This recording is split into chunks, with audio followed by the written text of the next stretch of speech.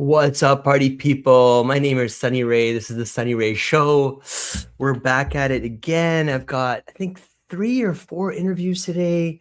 Super pumped, super excited. Hope everyone had a great weekend. My first guest is Jeff. His name is Jeffrey Johnston. He spent 32 years doing what a good financial advisor does. I don't know if you guys know, but a couple lifetimes ago, I used to be a financial advisor as well, believe it or not. So he built portfolios, Jeff managed risks, and helped families in Iowa plan for futures they couldn't see. By the end of it, he was reportedly responsible for more than $800 million in assets on paper. He had won. And so we're going to hear about his journey, and we're going to hear about what he's building at Brightn. And so help me welcome Jeff. Hey, Jeff, how's it going? Hey, Sonny. I'm excited to talk to you. Thanks for this opportunity. Yeah, I'm excited to have you here. So are you in Iowa now, or? Yeah, I'm in Cedar Rapids. We're about 4 hours west of Chicago. So Awesome. Cool. So I know people are going to just trickle in here over the next few minutes, but we can get started. I'm excited to hear about, your journey. I like to start with Brightn, right? So what are you building there? We'll keep it short and kind of high level for now, but we'll go deeper into it later on in the interview. yeah, the whole premise was that our system's so much predicated on acute and symptom-based issues when it comes to mental distress. I don't even like the term mental health. Let's say mental wellness. And everybody's focused on pulling people out of the river. And we went through some very difficult times as a family. And I realized if I was going to contribute to the problem out there, I wasn't going to just add more clinical layers out there. And we needed to be further upstream. We needed to figure out why, the behavioral aspects of why people are struggling today in a world where arguably, especially in the United States, we have more abundance than any civilization has in human history, yet we're probably statistically per person the most mentally unstable of any civilization in human history as well. So there's a weird dynamic there as we're increasing our abundance, getting more comfortable, getting AI to do things for us, and getting I'm going to say lazier, but getting less motivated because life is easy here in America for the most part. And there's something going on. And I've always been interested in the psychology of money. And I took that curiosity to the psychology of behavioral health now. And try to figure out ways we can empower people to autonomously learn, to feel excited about life, to have, reasons why they get out of bed in the morning. That's their meaning and purpose. And then use AI as an ally, not an enemy. And I think people should be worried about certain aspects of AI, but people were worried about the fire and the wheel when that first came out, and that was transformational for society. So I think AI is going to be right up there. Oh man, that's fascinating. So interesting. Definitely both those areas, money and I guess mind, are areas of great interest for me as well. I find, Jeff, though, like diving into the, I guess, business and all the mission stuff is nice, but it falls a bit flat without more context around the person, right? So I'm curious. So before any of this, you spent 32 years in wealth management. Can you take me back to the beginning? Like what pulled a young Jeff towards money and markets in the first place? Well, it's pretty easy. I graduated high school in 1984, and there was a movie out called Wall Street with Michael Douglas and Charlie Sheen. And I saw that movie, and even as despicable as it is, because it's all about greed and debauchery and all that stuff. It just got me excited about learning about money, about Wall Street. So I got a finance degree in college and got into selling life insurance door to door in the late 80s, which was, I like to listen to people complain about how hard it is to get leads on LinkedIn and all that. And I'm like, go sell life insurance door to door to your neighbors and then come back and complain how hard it is. I had no pitch deck. I had no internet. I had no cell phone. I had to sell the most intangible thing, and that's either retirement or death, and create that sense of urgency. And then do it, as a 23-year-old knocking on the door and people slamming the door on me. And, a lot of these are my neighbors. But I didn't really care because I put myself in a position where I didn't really have a backup plan. Like I didn't have multiple job offers. I never made honor roll in high school. I was a jock. I played 2 sports in college. I always figured, I may not, what's the old saying? that I've heard before. Talent beats hard work when hard work doesn't have, I don't remember how the phrase go. Hard work beats talent when talent doesn't work hard. That's the phrase. And it's like, I just got to outwork everybody. That was my mindset. I'm not going to outsmart Sonny. I'm not going to sit down and beat you on the ACT exams. I'm not going to sit next to you in class and outsmart you. But when the class is over, I'm going to outwork you. That was my mindset. And it still is today. I'm not, in the world I'm in, the startup world and tech world and stuff, I'm not that smart on this stuff, but I'm going to outwork everybody. I'm 60 years old. So I have to work harder because I don't have the energy I had, when I was 25. But all those life lessons I learned through selling insurance door to door and then building up a wealth management firm. And, by 2016, I was 50 years old and we had that 800 million of assets under management. I had a TV show for 5 years. I was doing TV on Sunday mornings on investments, and I had radio for 17 years. And so I had a really good thing going. I had a big house, fast car, and beautiful wife and 3 boys. And then on that particular day, my life changed. And it's not a tragic story. I don't want anyone to hear my story and feel sorry for me because that ship has sank and I burned those bridges a long time ago. I'm not here to get pity from anybody. I like to share the story because I want people to say, hey, if this average guy from Iowa can do this, so can I.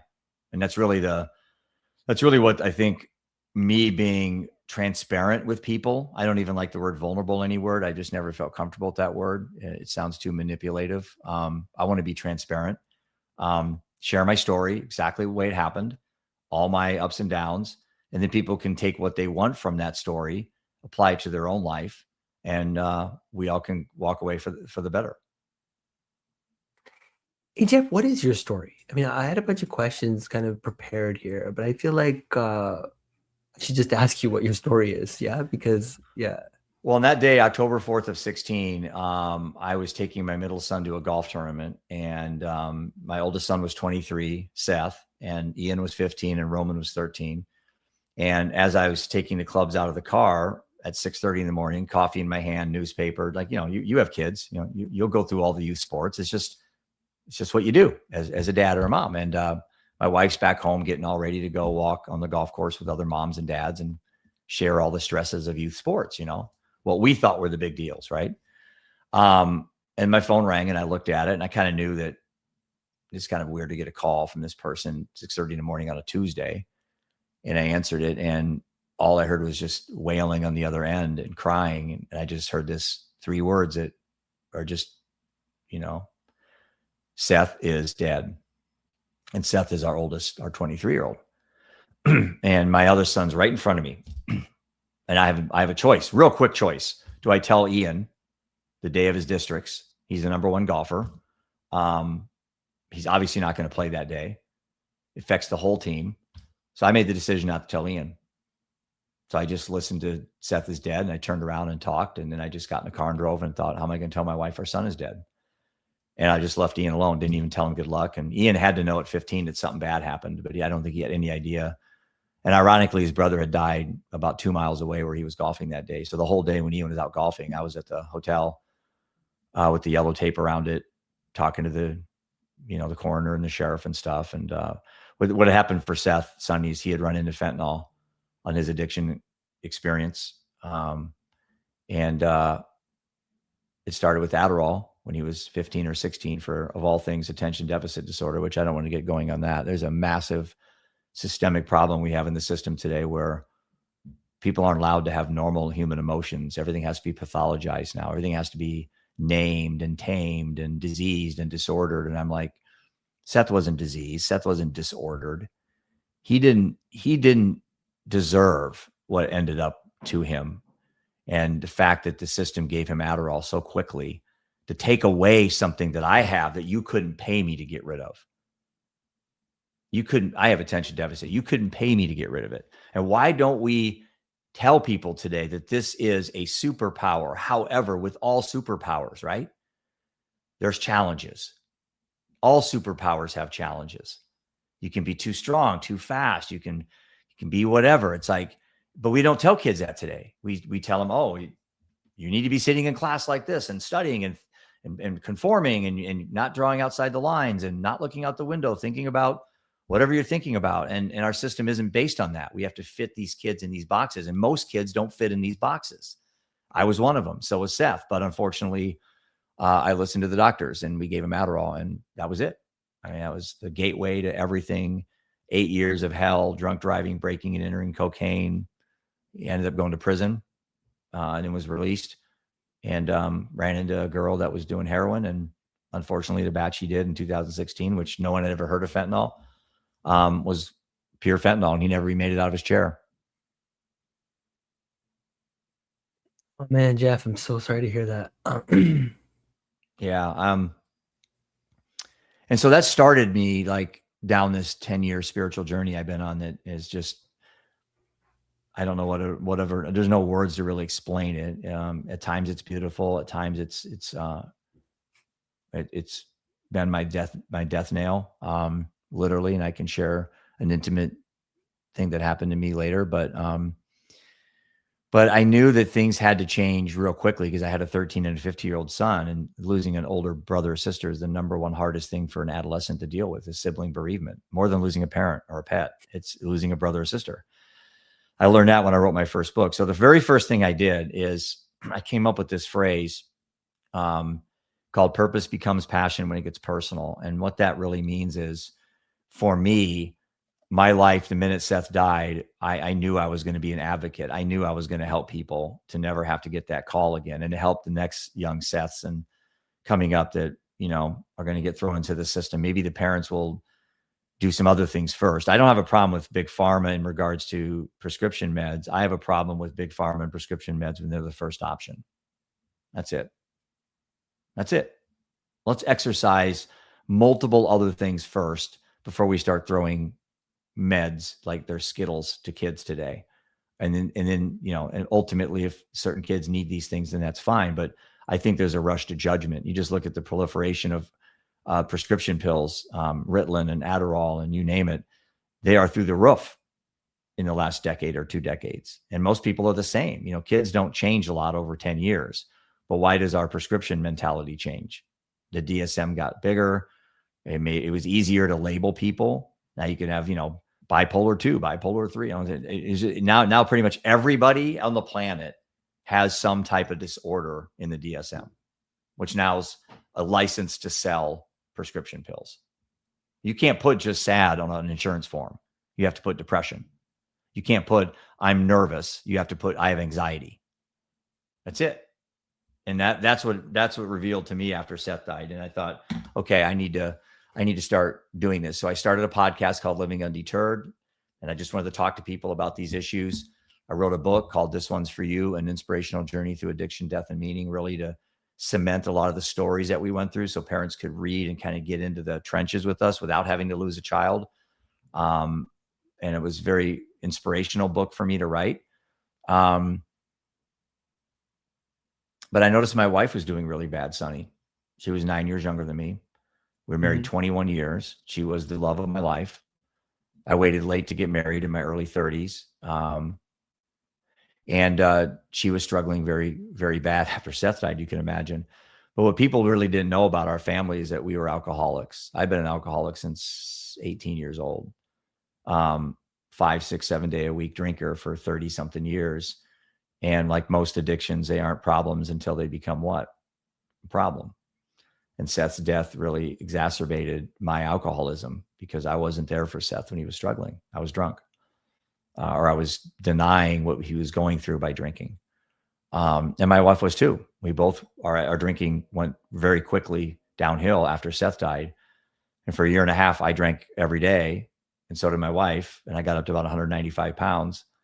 And finally, in December 24th of 17, I just looked in the mirror and I said, you pathetic piece of, you know what? You are a coward of a man. I wish you never were born. You let your son down. When your son was struggling, you were drinking. And now you're letting your wife down. And I poured my glass of Sangiovese down the sink on December 24th of 17, and I've never had one thought of alcohol since. Not one thought.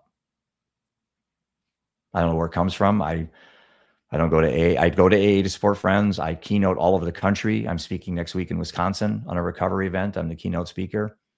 And I'm not telling people that my way is the right way, but it's the right way for Jeff. You said you went on a spiritual journey. What did that look like?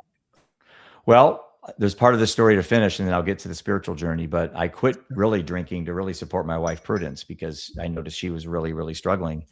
And unfortunately, that didn't work. And on June 29th of 21, so just 5 years ago, the day after our youngest son turned 18, my wife died of alcoholism. She drank herself to death. She was 46 and she weighed 88 pounds in a wheelchair. And then my mom died 3 months later. And Christmas weekend of 2024 was the battle of all battles. I sat in a closet with a loaded gun to my head Friday morning. I left the closet Sunday. I don't remember anything for 3 days.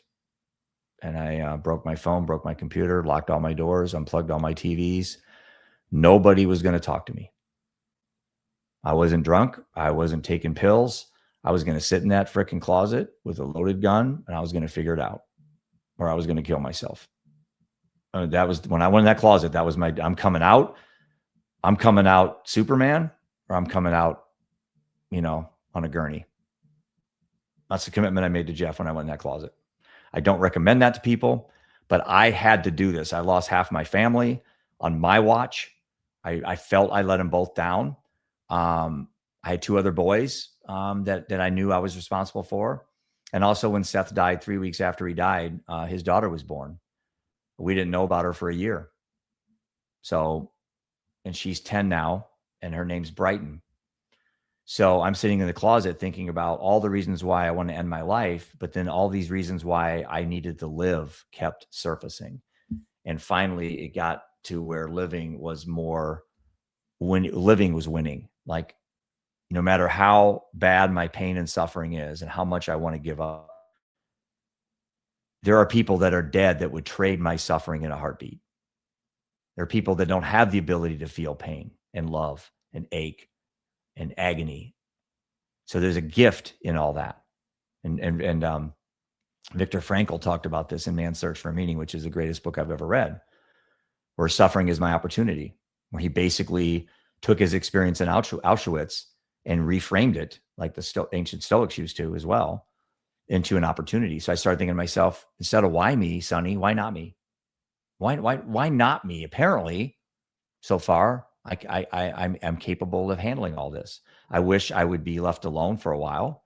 I felt like I had a big black cloud of death following me around. But once I start changing my mindset from a victim and more to, I'd say, a victor, everything changed in my life. And the spiritual journey is what I consider this on. Instead of like waking up every morning and just replaying and ruminating over, all these things that happened in my life. Now I'm like, these are gifts, they have to be. I mean, what else are they? What else are they? I mean, someone could say, well, that's pretty callous, Jeff, losing your son and your wife. How's that a gift? I'm like, well, how else can I look at it? How else can I look at it? I'll be back in that same spot in the closet. If I start telling this is punishment or I did things wrong and start beating myself, they ain't coming back. They ain't coming back. I've got 40 good years of life ahead of me. I can try to change people in my life and the world and give back and sacrifice. And so I'll never retire. I'll never stop wanting to help people. I have literally bankrupted myself on this journey. Started the app like 3 years ago, basically to help people. It wasn't a money grab. And it's now turned into we just completed our pre-seed round. We oversubscribed and now we're heading into a $3 million raise on a 15 million valuation. So I don't know what I'm doing most days, but here's the difference though, Sonny. I'm doing. I don't know what I'm doing, but I'm doing. And this is why you can't ever pay me to get rid of my attention deficit disorder, because it keeps me hungry. It keeps me never satisfied. It keeps me hard on myself. I mean, I need to be a little bit more, have grace and mercy on Jeff and not so demanding on him. But at the same time, there's space for me to be present now in my life that there wasn't when I was preoccupied with making money and what you thought of me.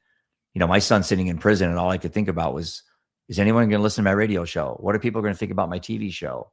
My son's in prison. It was all about Jeff. It was all about my ego. And so to be real specific, you asked a good question about my spiritual journey. I got introduced to psychedelic assisted therapy 3 years ago, and that changed my life. Psychedelics. That's coming from a man that never smoked pot. I was just a drunk, but I had somebody really into these retreats that are just more than just plants. There's a lot of integration. There's a lot of holding and crying and caring.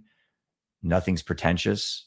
I've been with some pretty famous people at these events, and you couldn't tell it with their name or their title. They're just humans.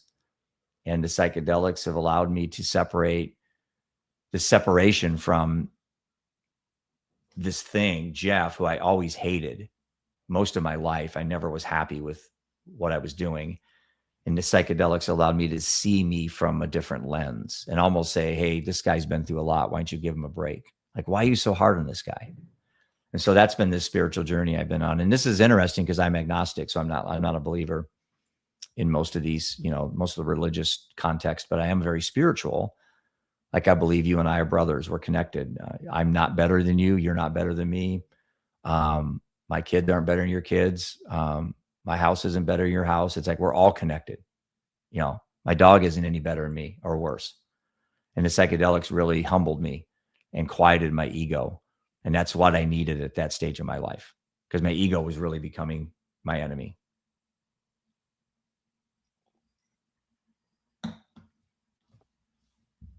How have you brought those teachings into your life when you're not, let's say, on psychedelics? Like, yeah, good question. Those lessons transcend.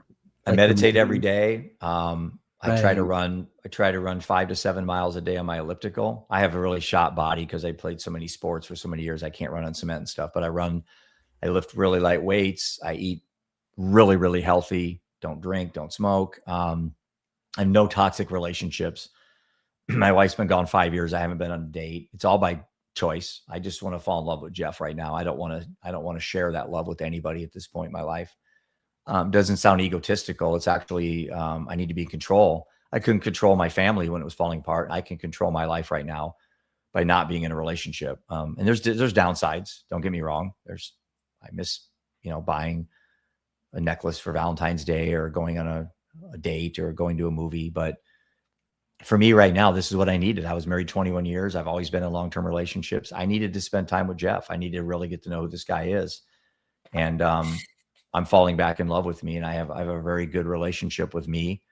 And I respect what I've been through. I don't fear. So like when I feel like last night I was at a movie and with my son and my daughter-in-law and a friend, and I felt like memories of Seth starting to come back. And normally I would have sat there and cried in the movie theater. I think there was a scene with a dad and a son, and I just saw my son there. But instead of crying, I smiled.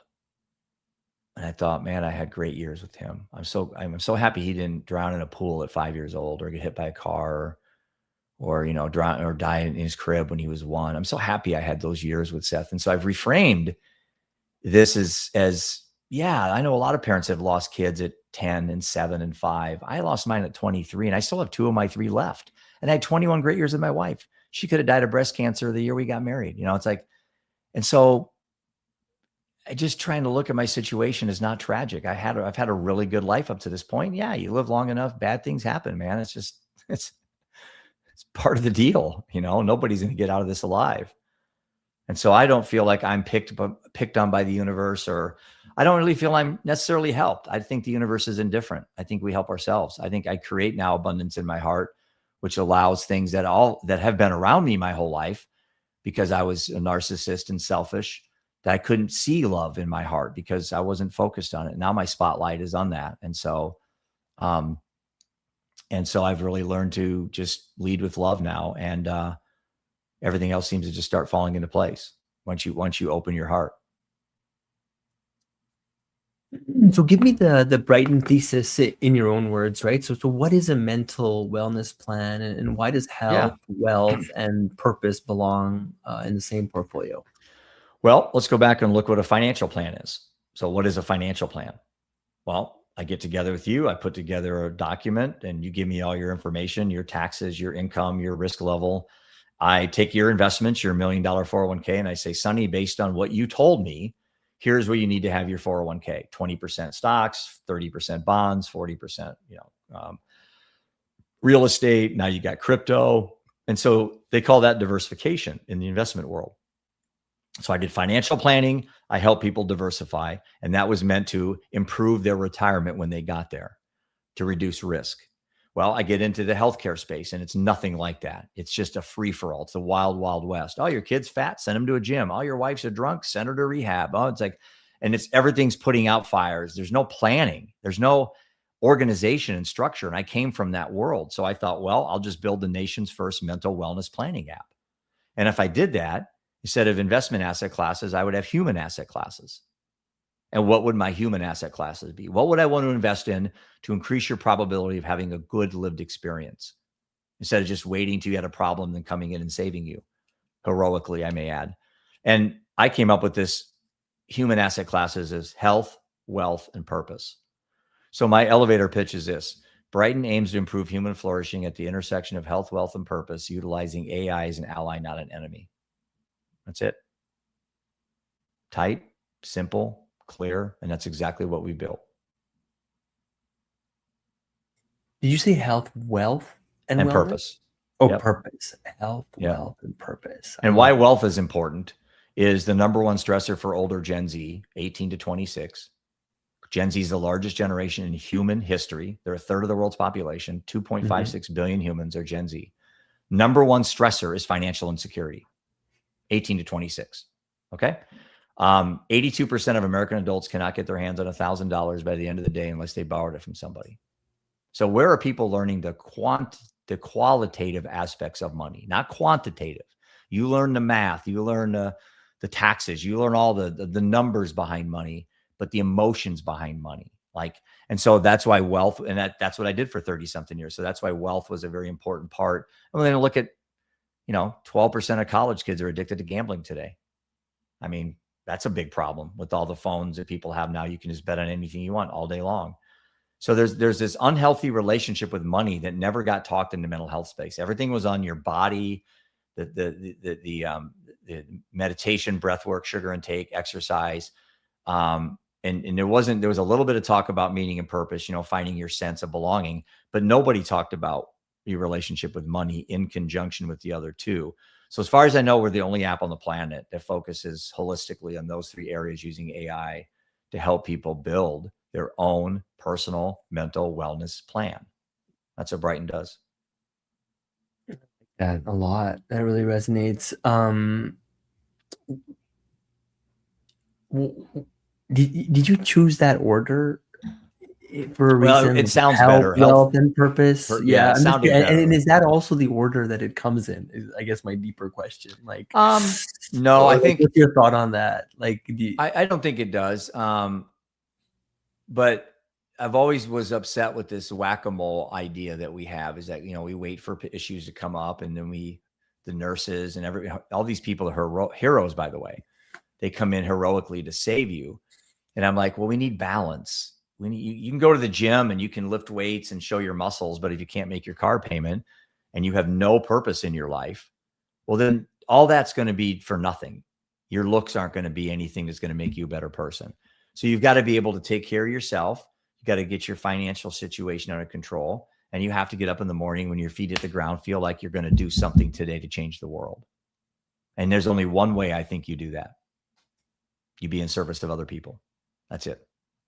I don't think there's any other way you're going to genuinely feel true altruism in your life without doing something for the benefit of somebody else. You have to do that first. And you can write checks but that's not the same. You could write a $10,000 check to a homeless shelter, or you could actually go down there and work for a month at the homeless shelter, helping people, hand out Narcan, give bags of water and food to homeless people.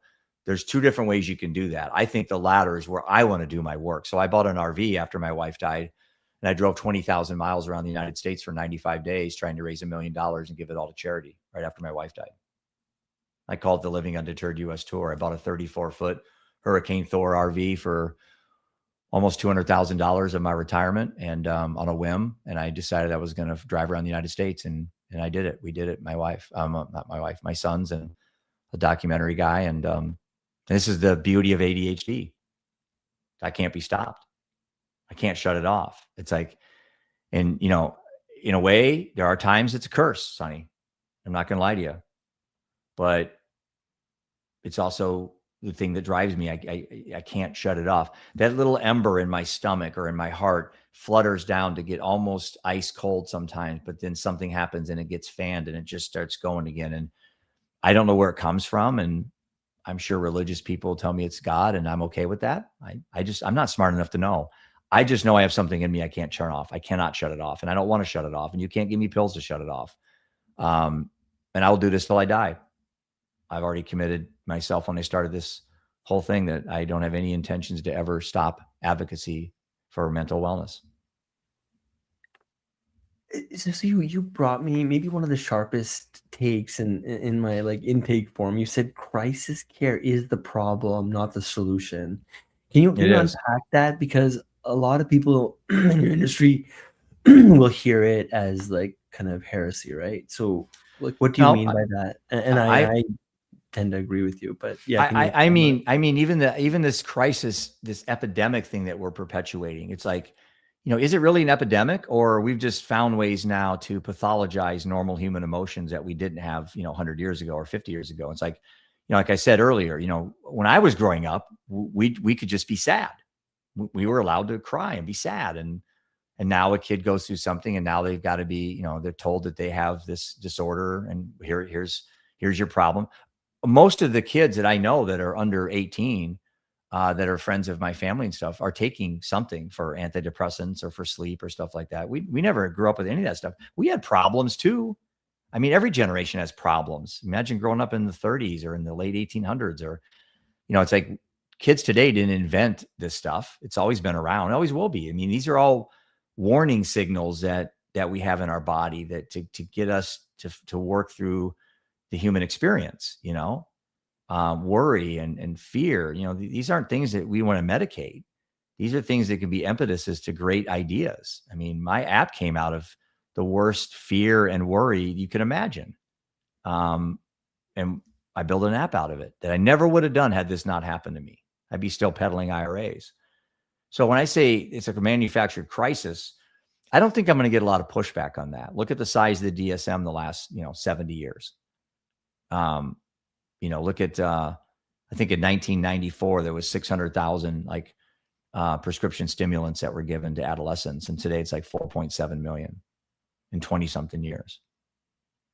And it's like, okay, why is that? Well, it's easier to do it now. We have more things that are named that have to be tamed. So when I say it's a manufactured crisis, that's kind of what I'm saying, is that we're just not allowed to have these things in our body warn us anymore, because we have to take a pill because they're a disorder or they're a disease for the most part. I understand things like autism and things like that. Certainly, yes, there's medications that help tremendously. And I'm not a doctor, and I don't argue with people. I never argue with people when I'm in a public setting and I'm giving a talk and someone challenges me. I say, hey, I'm telling you my story. This is my story. I own my story. I own my feelings of my story. If you went through what I went through, you maybe feel the same way, but you didn't. And I didn't go through what you went through. So we have cognitive biases. We're not going to agree on the same thing. I'm coming up with a solution to the problem. What's yours? I'm trying, at least. What's yours? So when a naysayer or someone wants to challenge me, I always ask them, what's your contribution? What are you doing to help? Anyone can be critical, but what are you doing? I want to know. I don't like you personally. What are you personally doing? You writing a book? You doing a podcast? You authoring a white paper? You doing research? You funding research? What are you doing to help? Or are you just going to sit there and criticize? Taking a phone away from a kid isn't going to help. It's not going to help. That's a Band-Aid on a gaping problem. You have to have these conversations way before you ever have to take the phone away. Prohibition didn't work. Banning things, you can't ban people into making better decisions. That's, my son probably wouldn't have died from fentanyl if he could have had fentanyl test strips, but they were banned in the state of Iowa for drug paraphernalia. So my son could have tested his heroin that day, and he could have seen it was fentanyl. He may have decided not to take that fentanyl, and he may have said, "There's my warning sign. I'm going to be sober the rest of my life." And that could have been his December 24th of 17, like it was for me. But no, Fentanyl test strips are drug paraphernalia, and my son couldn't test it, so he died. That is a problem in my mind.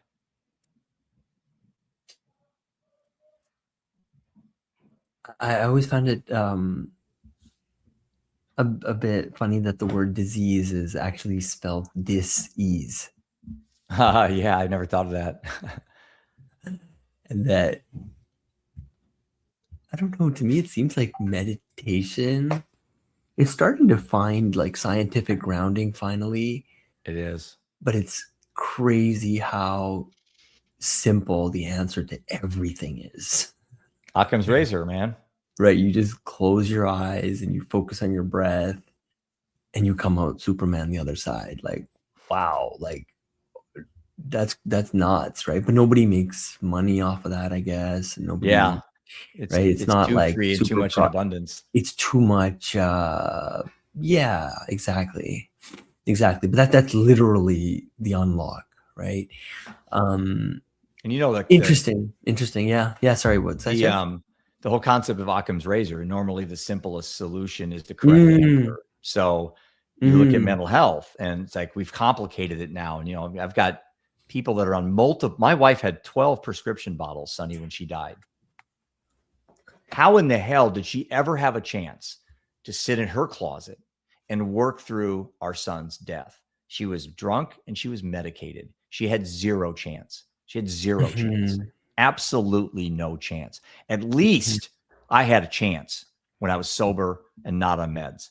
And I'm still here and they're not. So that's my point, is that, you know, it sucked sitting in that closet for 3 days, but I would do that than just sit there and pop pills any day, any day. And this whole thing about attacking symptoms, right? I mean, Yeah. the entire Western medical system, right? And I'm sitting here, I got my asthma inhaler, like I'm all about it, right? But that's, I think an asthma inhaler would be, that's different. Well, yes, yeah, I guess to some extent. But I guess what I'm trying to say is that rarely will they come up with a solution that actually solves the problem. It will be something that I've been taking since I'm 2 and I'm 46 now, right? And There's no incentive to, right? There's no incentive to. And Yeah. so I guess what I'm trying to say is that to me it comes down to like a fundamental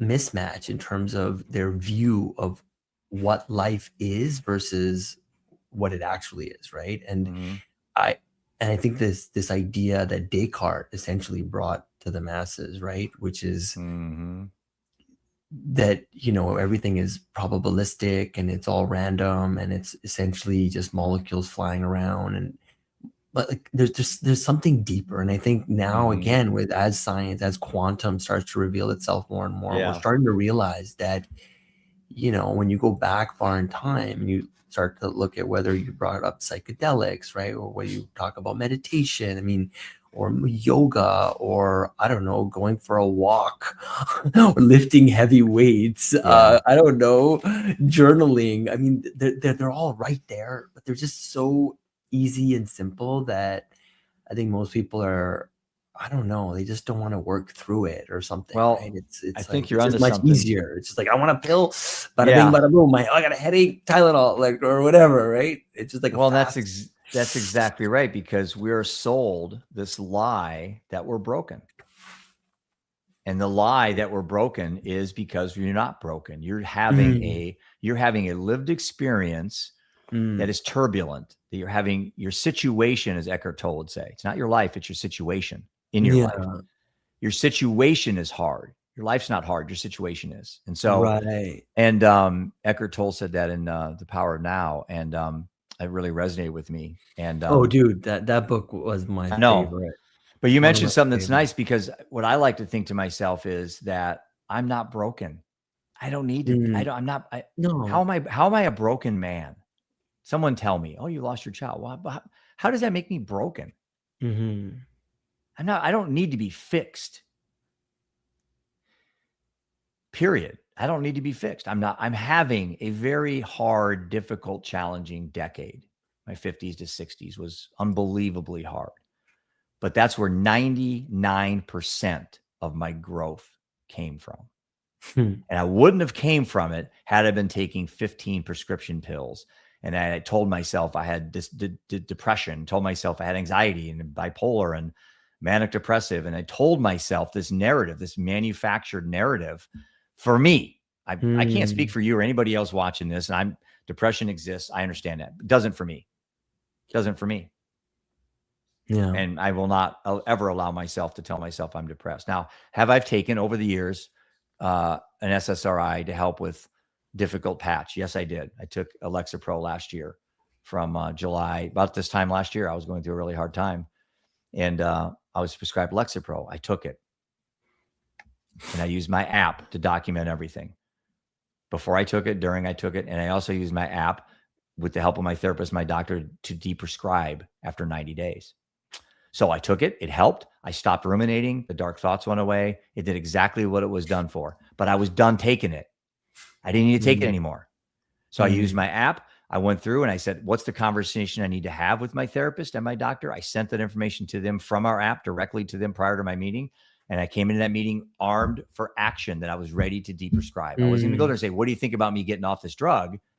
Yeah. Or doing it cold turkey, which is the worst thing you can do. And so there's an area of the app that's great for people who are thinking of getting off their drugs. They can use the journaling and mood tracking to document their feelings and then share these with their professionals, so they're not making a very uninformed, impulsive decision that could have catastrophic effects on them. Yeah. Yeah.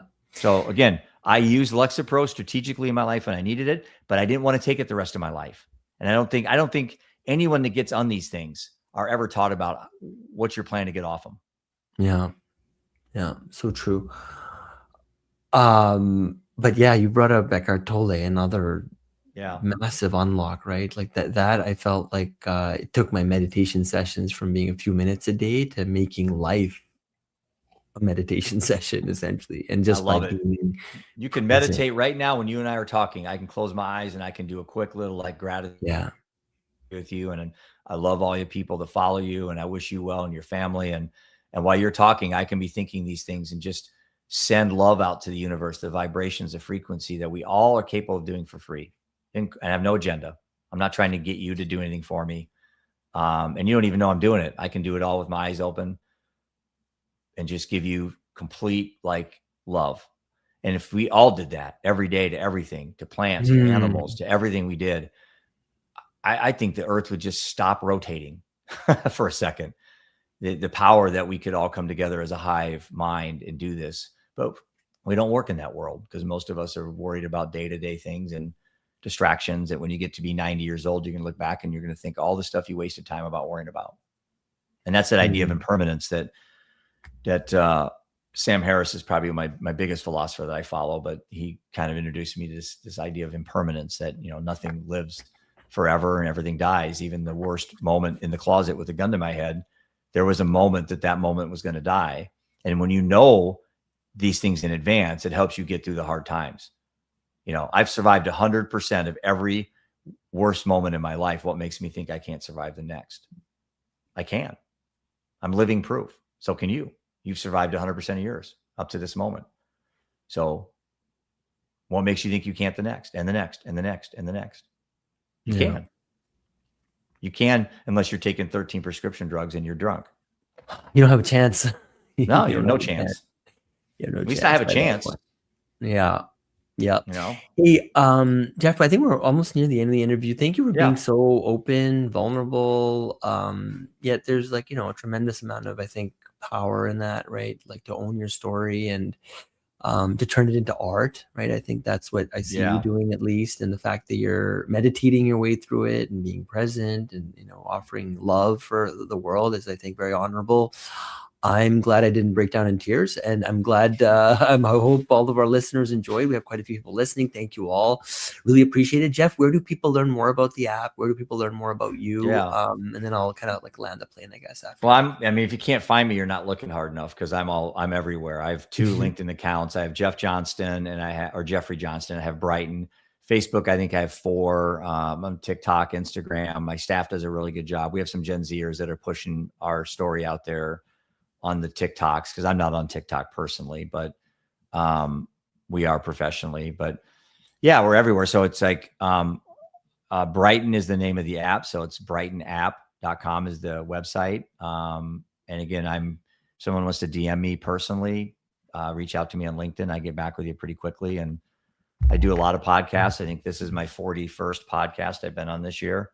And I think I've done about 25 myself, my end. So I enjoy this format. I think conversation is going to be a big key to getting us out of this, human suffering rut that we're in, Well, thank you, Jeff. I agree with you, man. Like there's life is beautiful. Life is beautiful. And sometimes less is more. Meditate, try out Jeff's app, and until next time, everyone. I've got a few more interviews coming up, so stay tuned. Jeff, I'll bring this one to an end. Just hang out for 1 minute, and I will. thank you all. Cheers. Thank you.